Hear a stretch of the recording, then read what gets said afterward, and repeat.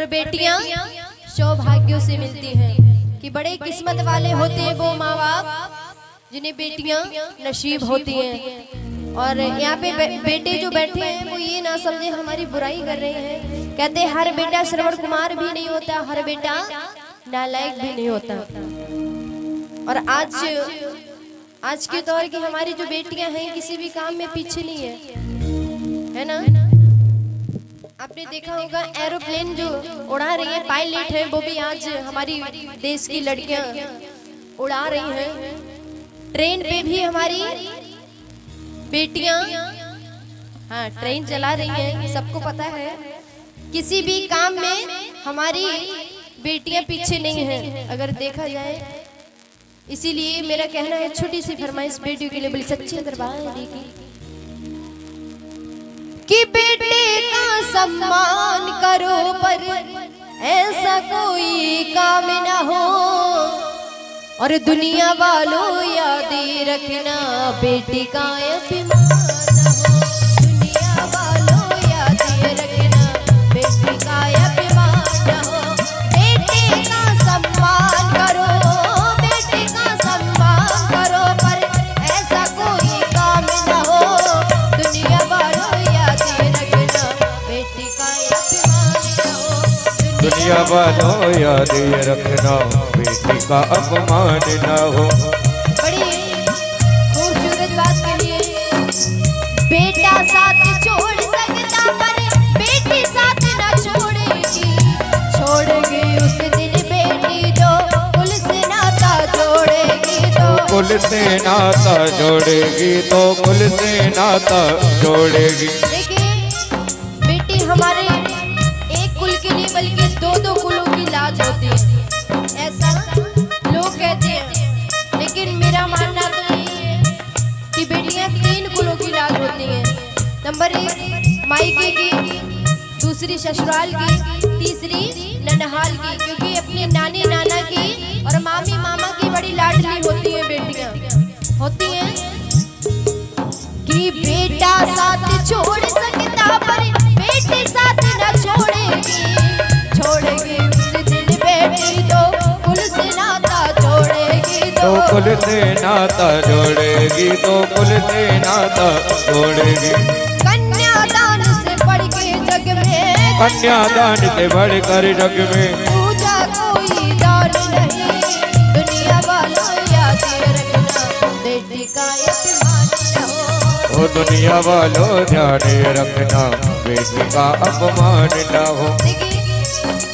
आपने देखा होगा जब बेटी की विदाई होती है तो सबसे ज्यादा कौन रोता है? मम्मी रोती हैं। पापा रोते हुए नजर नहीं आते। क्यों? कि मैं बेटी के सामने अपने रोऊंगा तो कहीं ऐसा ना हो मेरी बेटी का दिल टूट जाए। लेकिन सबसे ज्यादा पापा ही रोते हैं और पापा ही प्यार करते हैं। कहीं भी जाते हैं तो सबसे ज्यादा रोक टोक भी पापा ही करते हैं।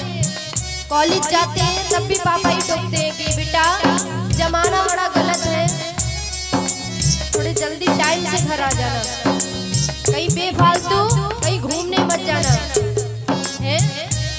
ऐसा है जो भी यहाँ पे बैठे हैं जितने भी लोग अपने मम्मी पापा से प्यार करते हैं, एक बार सीधे हाथ उठाकर अपने अपने माता पिता की जो कहेंगे।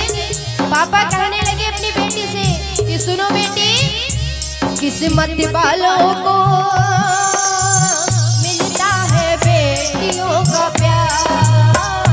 किस्मत वालों को मिलता है बेटियों का प्यार।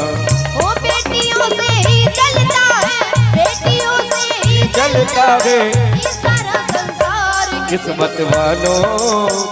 देखिए बेटियों से चलता है ये सारा संसार। आज जो हमारी मम्मी है वो भी एक बेटी है, जो हमारी सिस्टर है वो भी एक बेटी है, जो हमारी सास है वो भी एक किसी की बेटी है।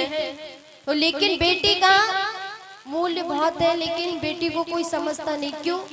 क्योंकि ससुराल में सबसे पहले बेटी जाती है, अपने सास के पैर छूती है तो सास आशीर्वाद पता क्या देती है कि दूधो ना पूतो फलो।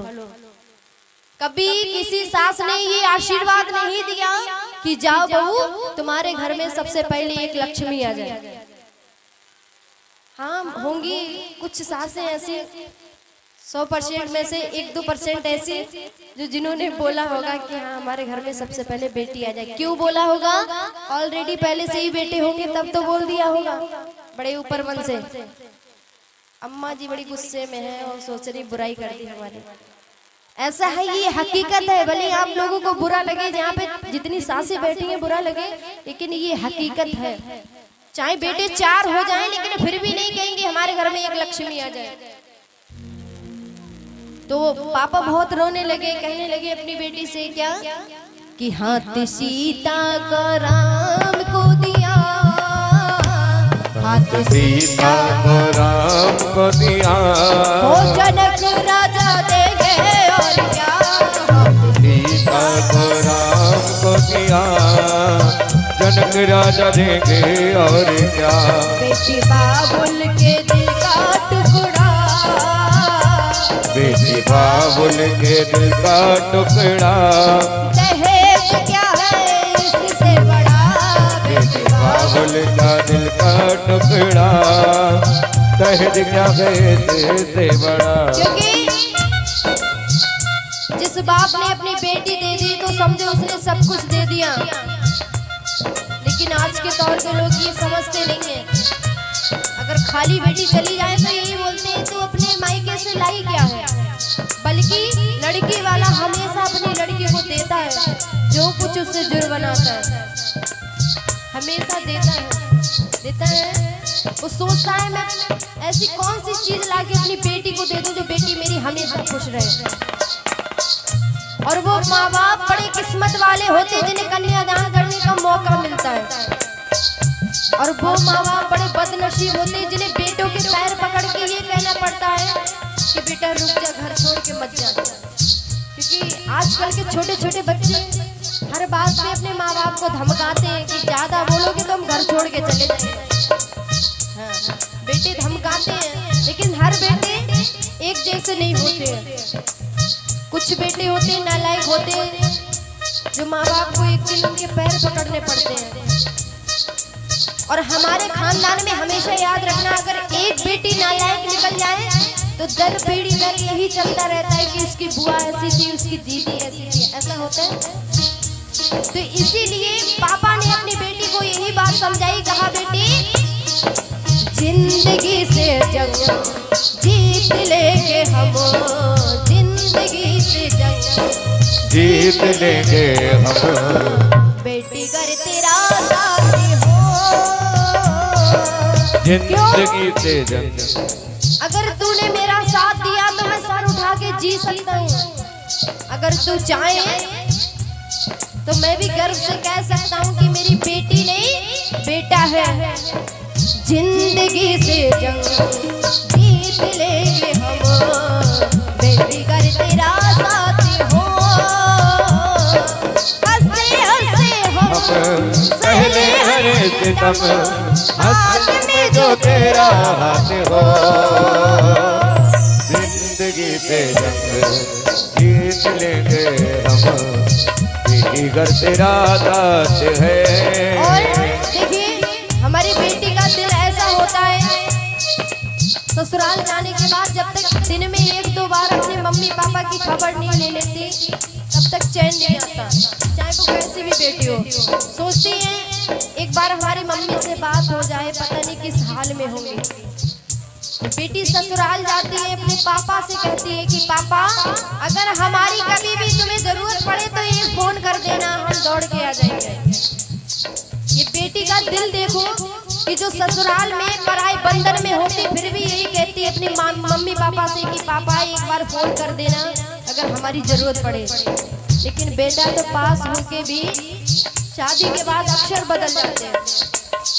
मैं ये नहीं कह रही हूँ, मेरे भी हस्बैंड किसी के बेटे हैं, मेरी भी शादी हुई है, अक्सर लोग बदल जाते हैं, ऐसा है।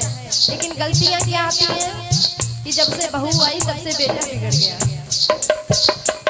तो आइए बेटी कहने लगी अपने पापा से, आइए कितनी सुंदर बात कही है कि पापा कि माना कठिन डगर है मेरी, माना कठिन डगर है मेरे, पर मंजिल पा जाऊंगी। बेटी हूँ तो क्या हुआ, बेटे सा फर्ज निभाऊंगी। बेटी हो तो क्या हुआ, बेटे का फर्ज निभाऊंगी। और बेटी हूँ तो क्या हुआ, बेटे सा फर्ज निभाऊंगी। तो देखिए मेरा यही कहना है कि आप जब भी अपने बेटे की शादी करें तो कभी दहेज की मांग ना करें, क्योंकि जिसने अपनी बेटी दे दी तो उसने सब कुछ दे दिया। बोली सच्चे दरबार की।